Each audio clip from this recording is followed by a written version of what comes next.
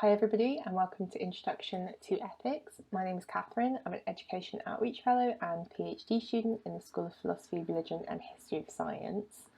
And this session is meant to give you exactly what it says on the tin, an introduction to the study of ethics. So a bit more about me. As I've already mentioned, I'm a PhD student at the University of Leeds in the School of Philosophy, Religion and History of Science, which means that I've studied philosophy, religion and ethics and all the nitty-gritty bits in between from GCSE to now. So that's about 10 years, and I hope to be able to continue researching in this field after my PhD. So as I've already mentioned, this is an introduction to ethics, and with that comes some learning objectives of what I want you to take out of this session.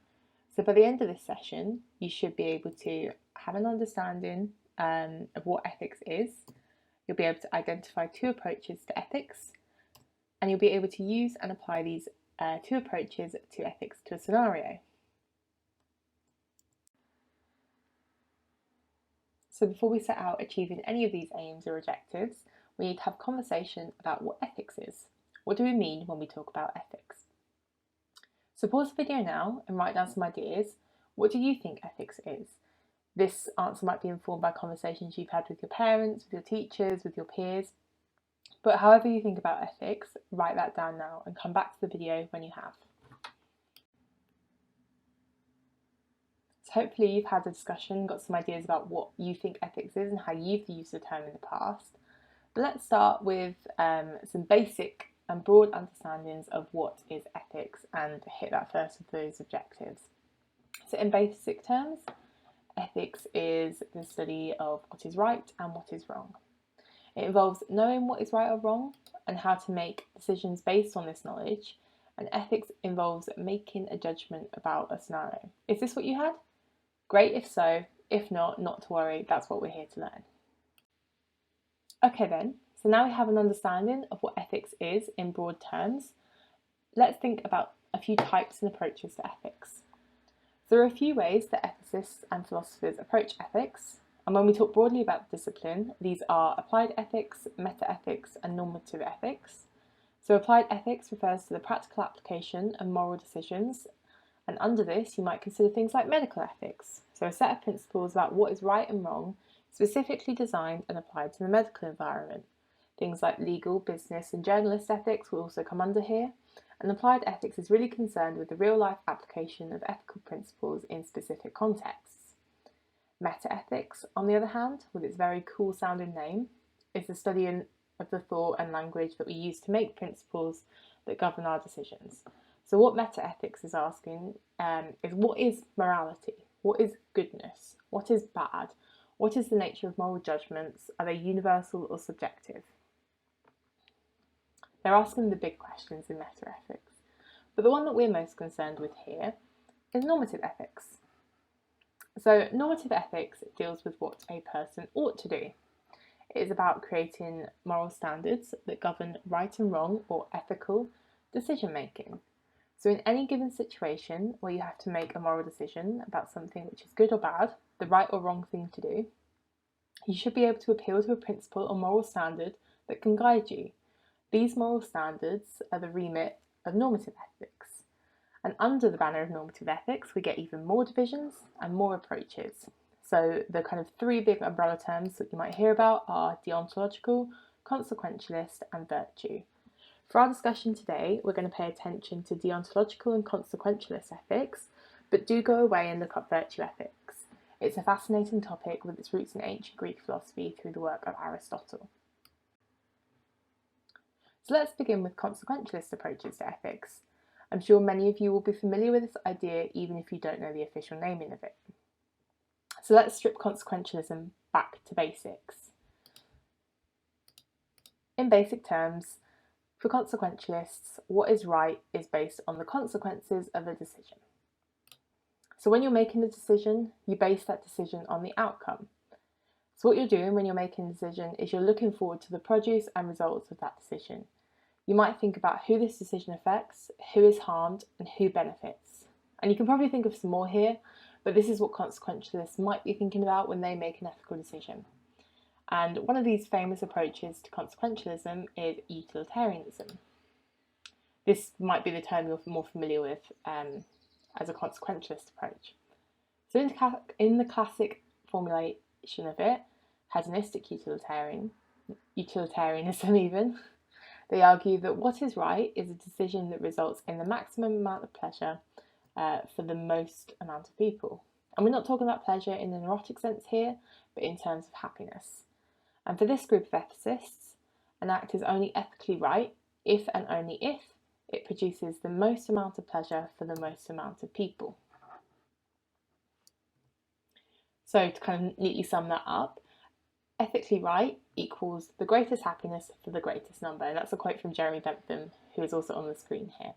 If you remember nothing else from this slide, try and remember the greatest happiness for the greatest number, and that is the ethically right decision according to this hedonistic utilitarianism and the consequentialist approach to ethics. So that was consequentialism and a consequentialist approach to ethics. But what about deontology? What do they say about ethics and making ethical decisions? So the term deontology itself comes from the words for duty and study in Greek. So what deontology refers to is duty or rule-based decision making. So put that another way, what is right is what is your duty, and what is wrong is when you break your duty. But what does it mean? What does duty mean? What does it mean to do your duty? Well, this is going to differ depending on who you ask. So some famous examples of duty include Immanuel Kant, who we have on the right here. He argues that people are ends in themselves and not means to an end, so we should never treat people as a means to an end. And what he is saying here is that when we make decisions, we should treat people as people with their own value, rights, needs and wants, and not just as stepping stones to help you along in life. Another philosopher, W.D. Ross, argues that you have a duty to keep promises, that when making decisions that you should think about that decision, whether that decision will entail you to break any promises. If it does, then that is not the ethically right decision to make. But if you can do it without breaking promises, then great, go ahead.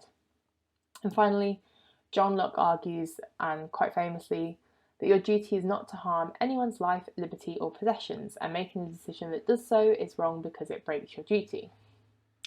I'm sure you already have many thoughts about these approaches, but let's quickly summarise them and see if you can think about these approaches and apply them to a scenario. So consequentialism versus deontology.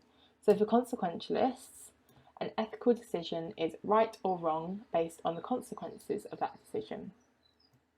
Hedonistic utilitarianisms, remember, a type of consequentialists, argue that a consequence, and therefore a decision, is right if it produces the most amount of good for the most amount of people.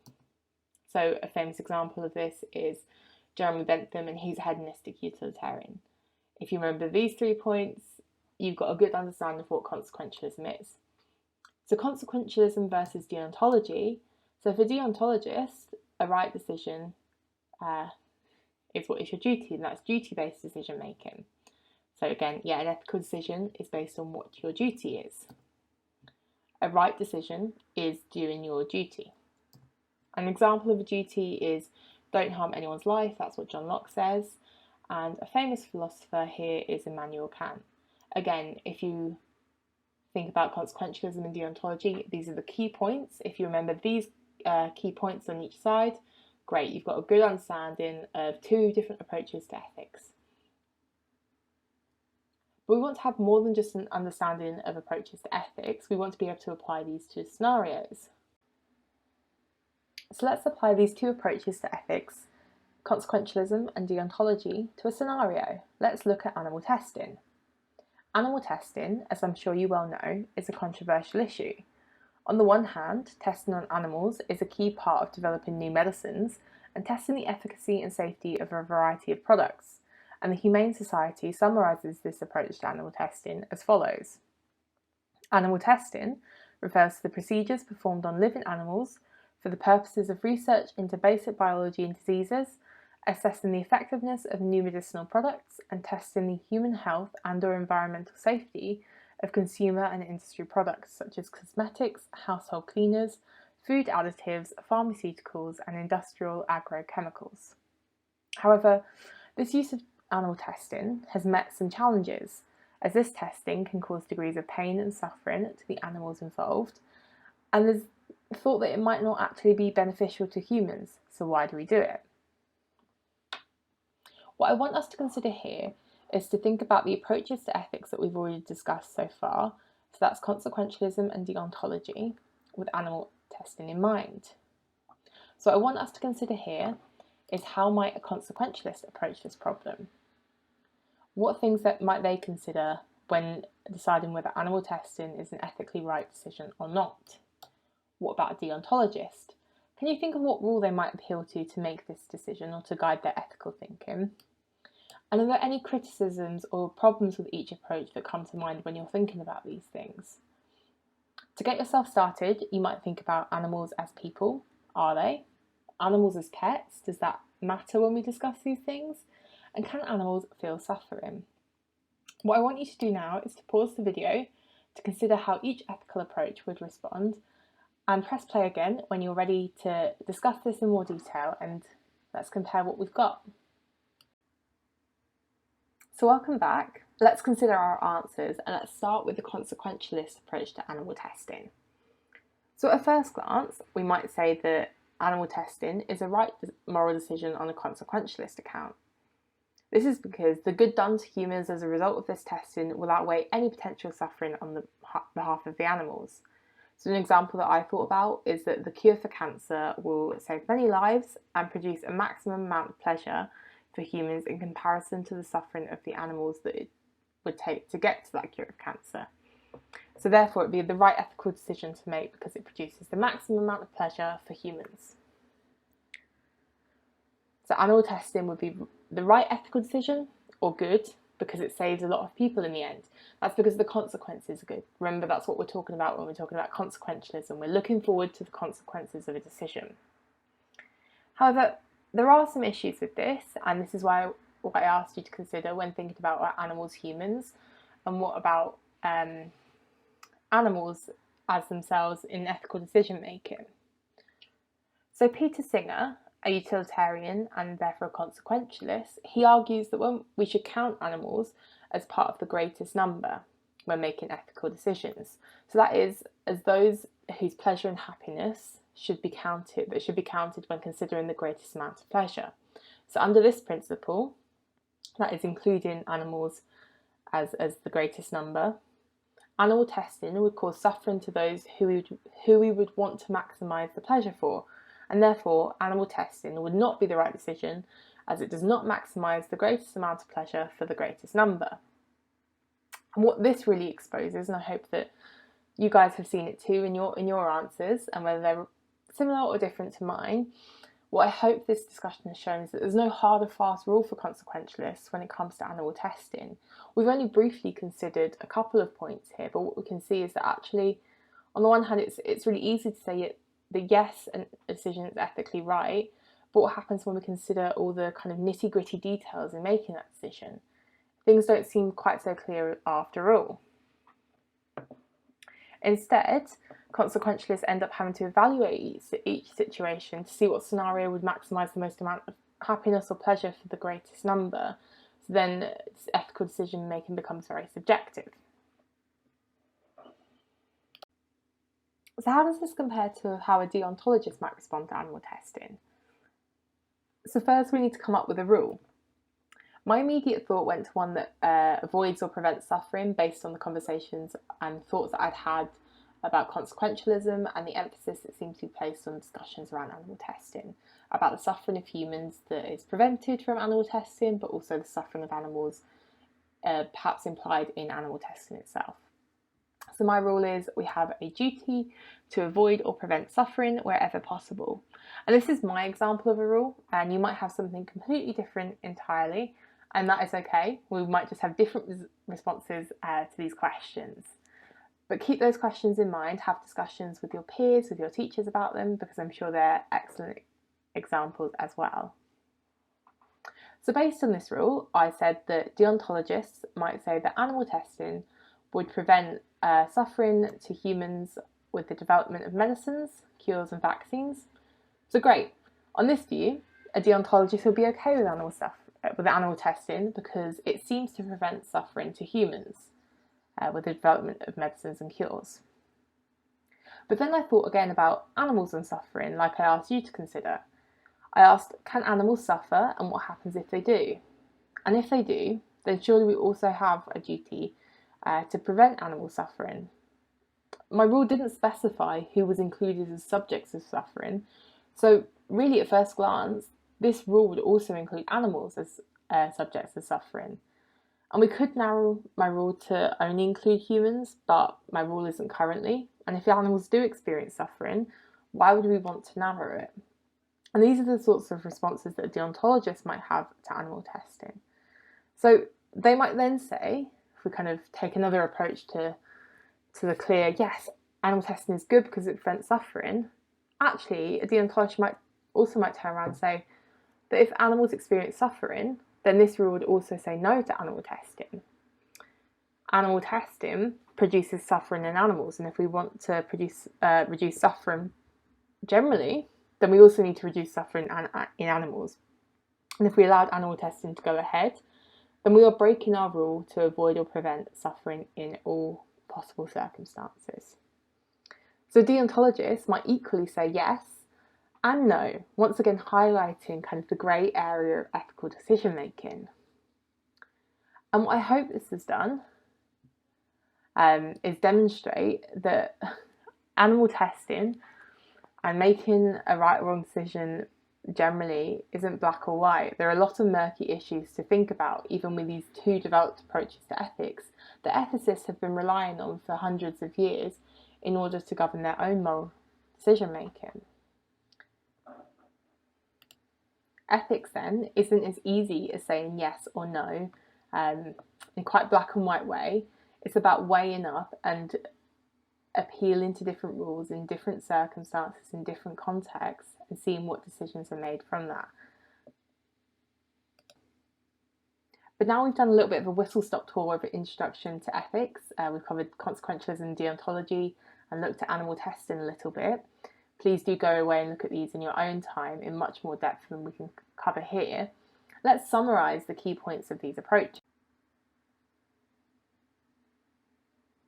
So again, we've had a bit of a whistle-stop tour of the study of ethics today, but here are the key points that we have covered. So we started out with considering ethics as the study of right and wrong, and we looked at normative ethics specifically and argued that it's what a person ought to do that is under the remit of normative ethics. And there were three approaches. We looked at two of them today. So we looked at consequentialism and deontology as two approaches to normative ethics. And we said that consequentialism means that the right decision is that which is based in good consequences.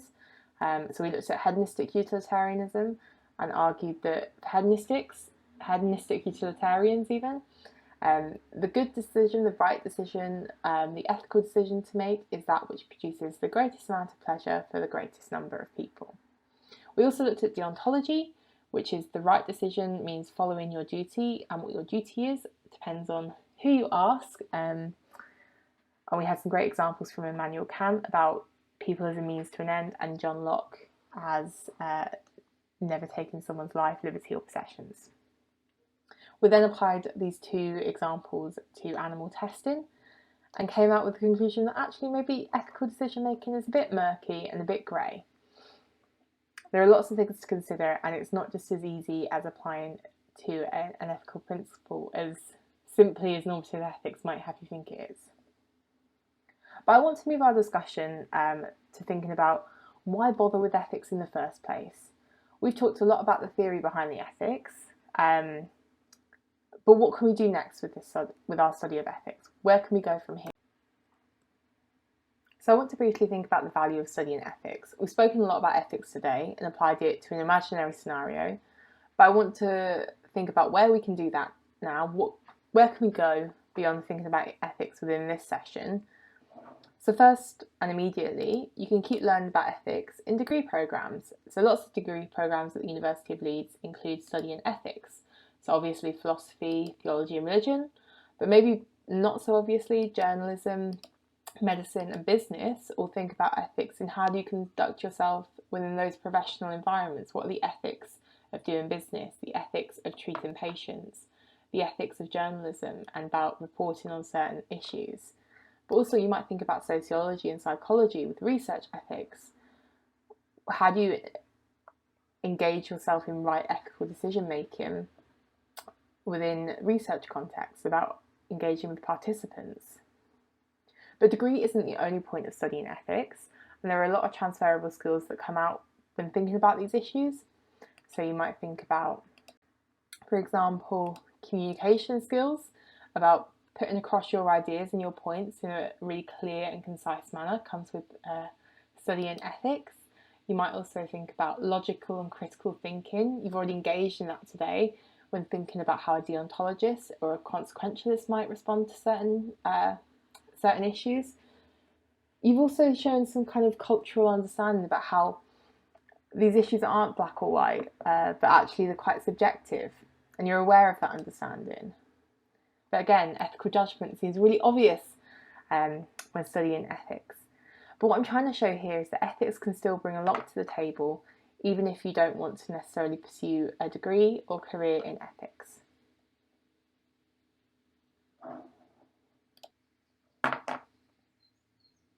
So we've had a bit of a whistle-stop tour about an introduction to ethics, and we've considered a lot today, and you've probably thought a lot. So I'll end it there, and thank you for listening and engaging with this lesson.